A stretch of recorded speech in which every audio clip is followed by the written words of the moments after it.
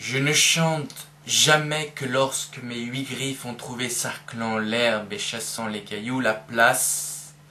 où je parviens jusqu'au tuf, noir et doux. Alors, mis en contact avec la bonne terre, je chante, et c'est déjà la moitié du mystère, faisant la moitié du secret de mon chant, qui n'est pas de ces chants qu'on chante en les cherchant, mais qu'on reçoit du sol natal comme une sève.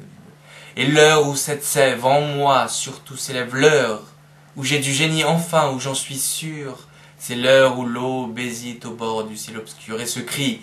qui monte de la terre, ce cri, c'est un tel cri d'amour pour la lumière, c'est un cri si furieux et grondant, cri d'amour pour cette chose d'or qui s'appelle le jour.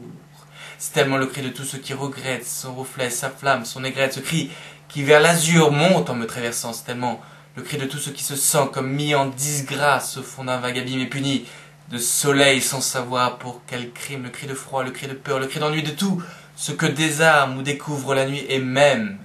car ton œuvre, ô nuit, te désavoue,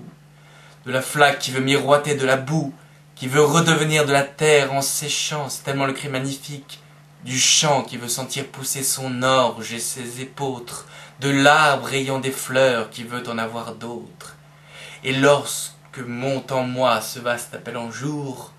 j'agrandis tellement toute mon âme pour qu'étant plus spacieuse elle soit plus sonore, et que le large cri s'y élargisse encore.